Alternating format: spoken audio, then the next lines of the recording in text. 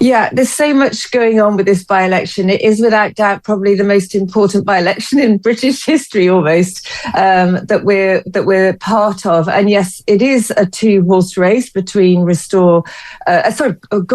Reform. Oh my God, I'll be sacked for saying There's a that. lot of R's in this. Yeah, poor Sarah there. You know, you can tell that Restore Britain are on the minds of the Reform members, and for good reason, for really good reason. That is comical.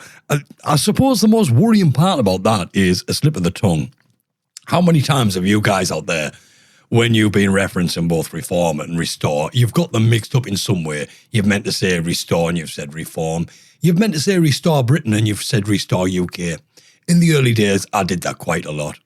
Now, it says a lot when the names are very, very similar when you think about it, and you risk being fired for saying it's a two-horse race and getting Reform and Restore mixed up. I mean, you can sort of see this is only an issue if Reform see Restore as competition, as a problem, as a challenge, and it says everything. Hi guys, what I want to talk about today is Orla Miniane, the Restore spokeswoman for the safety of women and girls, which I'm going to assume you agree with me is a good thing. We need someone to be the spokesperson for the protection of women and girls in this country, now more than any time in history. But this is... I've got to be honest, I don't understand this, and I don't understand the reasoning for the leak. Before I chatter on too much about this, we'll watch the video, and then maybe we'll have a peruse at the text and see just how bad it is. Good evening, everybody, and I hope you've had a wonderful bank holiday weekend.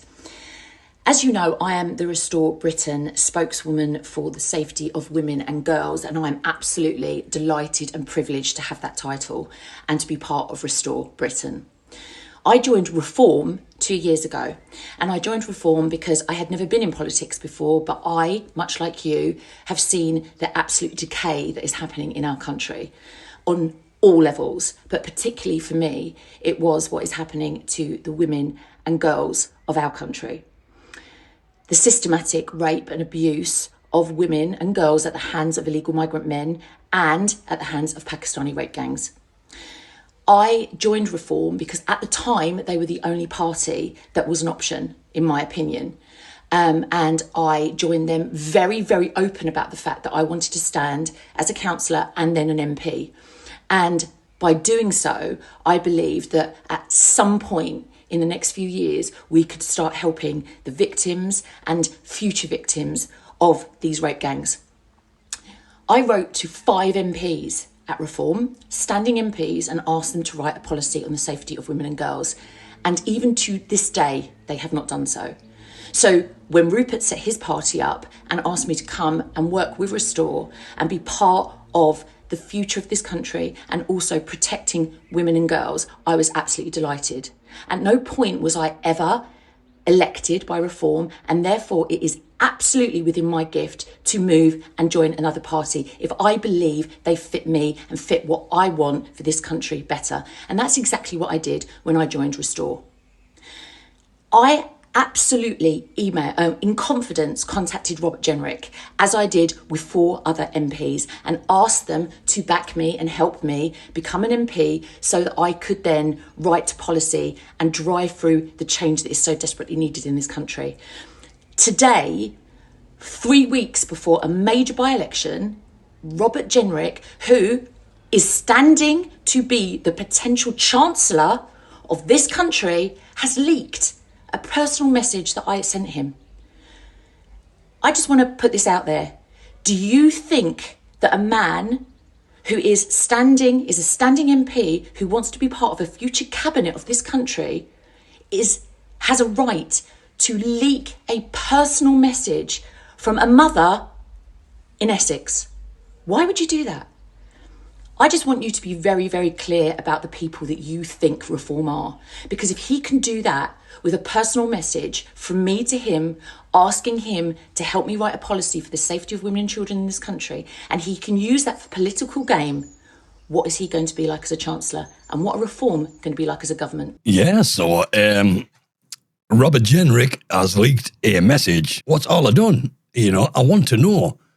Because if you are in desperation mode and right before the important by-election, you release some kind of dirt on Ola, then it must be disgusting, mustn't it? So I colour me intrigued. I'm going to have a read. I've had a search for it and I found it. And I'm going to have a read, just see how much of a disgusting person Ola is. Here's the message in question. Hi, Robert. I hope you're well. I need your help, please. 2 things. I want to be considered as a potential candidate for MP. I absolutely have what it takes. Secondly, I want to help Reform build a safeguarding policy for women and children. It's my passion and what I have dedicated myself to, as well as being a full-time mum and having a full-time career, plus running the Reform branch in East London. Can you help me with both? Thank you in advance. And Robert Jenrick replied with, great, excited by that. Please do apply and get elected. I will on both counts. Thank you. Absolutely fantastic today. As someone who has worked in the city for 25 years, it's music to my ears. Well done. Now, I'm struggling. I am struggling, if I'm honest, to get what Robert Jenrick was getting at with this. So in Robert Jenrick's mind, he must be like, see guys, I'm going to expose Restore Britain for what they are. Look for what they stand for. They stand for the rights and protections of women and girls. How disgusting. Absolutely disgusting. A vote for Restore is a vote for protecting women and girls. Do you want that on your conscience? I mean, I don't get it. I really don't. It's not negative. This, if anything, this would help Restore. It's like Robert Jenrick has leaked this message to legitimately help Restore in this all-important by-election. I do fail to understand because, one, this is not only innocuous, it paints Ola in a very, very good light. I don't see anything negative at all with this. But, like the video says, I do see the negative in someone releasing a private message between 2 people. This is the man who's got his eyes on being on the front bench of the party that are hoping to govern this country. And this, I struggle to understand Reform. Reform are just in full-on panic mode at the minute, and they don't know what they're releasing. I don't know if they think this is negative or what. I can't think that low. I really can't. But I do want to come on to this with an independent report for Robert Kenyon, the guy that Reform has got standing in the by-election. Women can't ref, drive or give directions. Reform candidate sexism row deepens as more degrading posts resurface. Look, there's a lot of things, and this was from 2010, and yes, it might look bad on the surface, like this one here. Some guy called King. For anyone wondering, this is what he tweeted. If it's not or rugby, it's politics. If you are prepared to put this in a public forum, I suggest that your computer hard drive probably needs checking. Happy birthday, Carol. My God, I'd love to smell and lick your... And then Robert Kenyon replied with, he's only saying what we're all thinking, Chris. Now, that post was from 2020. And look, I'm not the kind of person who is going to criticize people when I see posts or something said that's out of context. I don't know the context of these things. Was it private banter? Was it just simply jokes? Because if it's jokes, I am not the kind of person that comes down on humor in a negative light, because we need jokes, But if these are his personal, legitimate thoughts, then it's worrying. You see, it needs context. I'm not going to criticize the man for jokes. If this is the way he truly thinks, then yes, he deserves all the criticism. We live in a funny time. It is a funny time. We're hearing all the rhetoric of how important this by-election is. Right, I'm going to argue, and I'm going to argue against and 1.4. This by-election is like everything else in the modern world, certainly in politics. It's bread and circuses. That's all this by-election is. It's so they can try and parachute Andy Burnham into Parliament and into Keir Starmer's suit. That's all. Now, I've already given my views on the differences between Keir Starmer and Andy Burnham, and would Andy Burnham be better or worse than Keir Starmer? And my honest opinion on that is he's going to be exactly the same, just a little bit more subtle, is what I think. So the by-election means nothing, really. If Andy Burnham gets in, Starmer's out. If Andy Burnham doesn't get in, Starmer's still probably out. We'll just have West Street or Angela tax dodging Rayner or something, you know. It's the same bread and circuses. But where I will argue for is on the side of Restore, because this would be monumental in the momentum and the records broken by Restore Britain. That cannot be understated. So far, Restore Britain has gone for Great Yarmouth, under Great Yarmouth first. They haven't really stood a candidate anywhere else outside of that area. Now, we know that Restore Britain are just an online fringe, unknown party. Everyone knows who Rupert Lowe is. Everyone knows what Restore Britain is. Everybody knows it. You can go to United Kingdom, and when asked who they will vote for, get involved in politics, all right? Who do you want to be? I know what you're going to say. I think I can hear Restore.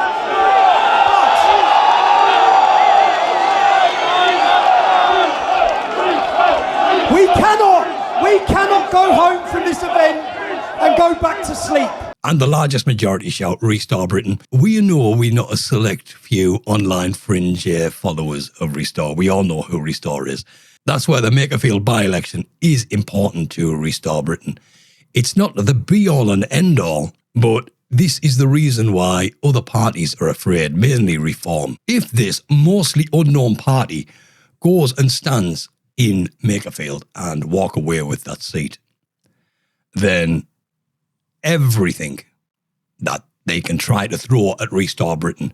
So far, the only thing Reform has got to throw at Restore Britain is that no one knows who they are, which is false. But there are a few select people out there that would believe that and repeat that rhetoric. Once Restore Britain take this Makerfield election, and the reason why I'm saying it's important is because, one, it's virtually unheard of for any new party to take any popular by-election. You know, this is said to be the most important by-election. It's not. It's bread and circuses. But with all eyes on Makerfield and Restore Britain get it, what does that say for the other parties? When we had the local elections and Labour lost nearly all of their seats, that was a message sent to Labour. That was a message from the people. Now, when Restore Britain, I'll not be arrogant, if Restore Britain were to win Makerfield, then that is a message to Reform from the people. And it's a message I don't think Reform are looking forward to receiving. Now, so far, when it comes to controversies within Restore, all they have is this. Was it Scott Benton? Because this guy has some Israeli tattoos or something like that. And he is an ex-Tory who has some questionable things against him. I've never looked too much into it. I'm currently looking into it now. It's like I said, because I put out a video yesterday and I got quite a few comments. And to all the people who watched my video yesterday and commented and subscribed, thank you very much. I really appreciate it. I really, really do. I've been trying to get this channel to grow for a while, and I've had previous channels try to grow, get no traction, and they get deleted, or I move away and set up a new one, because I don't have any filters, guys. I don't know if you've noticed. I don't self-censor. So YouTube and certainly Google and the establishment does not like me. I'm not so much in this for the money. If I get there, that's great. If I don't, I'm just here for the message, you know. And it's nice to have a community. It is nice to be surrounded by like-minded people. And this is something I suggest that everybody do. If you have a microphone, if you have a camera, become a citizen journalist, become a commentator of some sort, get your voice out there independently. And I'll tell you what, if you want to get your voice out there and are afraid, you know, you'll get no traction, I get no traction. Don't set up a channel in the aims of making money, because you're going to fail straight away because your focus is wrong. And likewise, you will put videos out there and they can be on there for 3 weeks and get no views. You know, don't be disheartened, just keep going. And I tell you what, set up a channel, doesn't matter if you're faceless or whatever, and you message me and I will find your channel and I will subscribe and like. Because I believe this is what we need. We need to saturate social media and certainly YouTube with the people's voice. And this is how we will do it. Because we get no attention, no traction from mainstream media. We are cast into the shadows. So I just suggest that we all come out of the shadows and shine light on where it needs to be shone. So yeah, set up a channel, send me a link and I'll subscribe and I will like. Yeah, so all Reform have is this Scott Benton story, this one candidate. And like I said, I haven't looked into it properly yet, so I don't want to comment. But what I will say, and the same as me reply on the message, is I am sure that if this guy is so bad, he would have been vetted at some point. But if it is so bad, Rupert Law will let him go because I trust the integrity of Rupert Law. And like I said before, when it comes to confidence, I do trust Rupert Law. I do believe he's got the best interests of the country at heart. You know, I get a good vibe from him, and I don't get that from anywhere else. And Nigel Farage, look, when it comes to Nigel Farage, when it comes to a lot of the Reform members, I'm not saying I dislike them as a person. You take them out of their roles, and they are maybe nice people.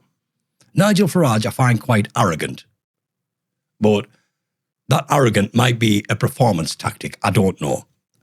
But there is a lot of the Reform members I do like, but they're all echoing the same rhetoric and they're all on defence mode for Restore Britain. And I don't get pissed off. I don't get pissed off when they're coming out and saying the same things. It's the same as Labour. They will get a talking point and every Labour MP, every Labour follower will then come out and echo the same rhetoric over and over again. And Reform do the same about Restore. But I don't mind, because the reason I don't mind is because I don't care. I don't. The only thing it shows me is that they're on the back foot. They're panicking. And every time they come out with these things, that's all I see, panic. And that just fills me with more and more confidence. Because if you've got a party which Reform certainly think they are too big to fail, if you've got that party that think they're too big to fail, suddenly afraid of failing, that tells me everything I need to know. Anyway, I don't want the video to go on too long. I just wanted to put this point across. And on that, guys, the next one, thank you very much. And thank you very much indeed. And like I said, for all your recent help on the last video, I really, really do appreciate it. Thank you very much. And till the next time.